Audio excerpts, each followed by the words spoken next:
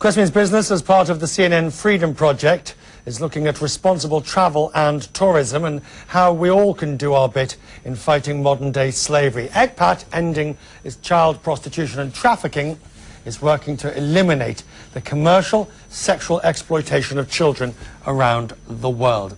ECPAT created a voluntary code for travel and tourism companies to help the cause. Now, key points on this.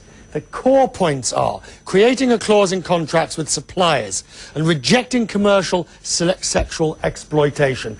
Obviously, providing information, relevant information, to travellers through brochures, in-flight films and catalogues. Many companies have signed the code. One company which has just signed up is Hilton Hotels, and our Freedom Project coverage will, of course, be talking about that when we speak to the company about its efforts to tackle human trafficking. But we stay with the ECPAT code and we look further into this. Carol Smolensky is ECPAT USA's Executive Director, and Carol joins me now from New York.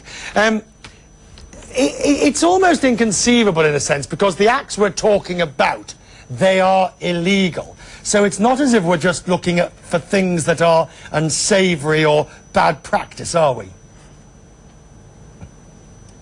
Right. It's absolutely illegal.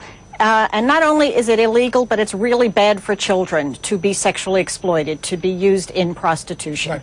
So where does the burden, obviously the burden lies on people not to do it, that's a given, but in terms of stamping it out at the core and at the root, is it on the rest of the travellers? Is it on the hotel industry? Is it on the travel industry? There's absolutely a role for every sector of society to play. There's a prevention side and there's a detection side. And what the Code of Conduct is seeking is to have private industry do what it can do to prevent sexual exploitation, sex trafficking of children from happening within their environment. So as you were explaining, there are 6 steps that companies can agree to do.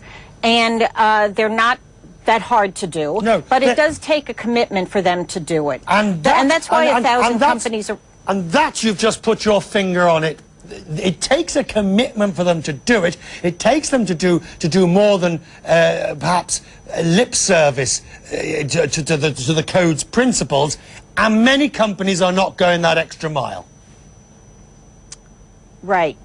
What we need is for, exactly as you said, to make a commitment to take the steps, to train their personnel, to have a policy against sexual exploitation, sex trafficking of children. It's interesting to me from the United States to see, so many companies even having a problem and having a policy against it. From the U.S. point of view, we only have 4 U.S. companies that have signed the code, although 1,000 around the world have. So we need to do a much better job in our country. Hang on, Carol, isn't it time to start naming and shaming those companies that have been invited to sign the code and have refused to do so? You cannot make an omelette without breaking eggs.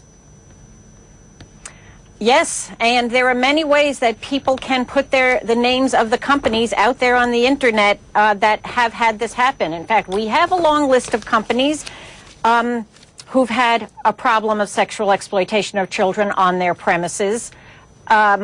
We have sent that to those companies, asking them to sign the Code of Conduct. And anybody can find the names of these. Are often mentioned in news alerts about, you know, a bust of child prostitution at a hotel. Carol, we're going to have to leave it there. It's not that hard.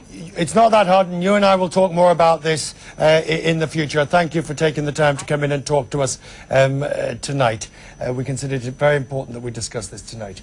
I ought to just mention to you that pretty much as we've focused on this week, just about every chief executive and every company that we've tried to approach to come on this program and talk about it has said no.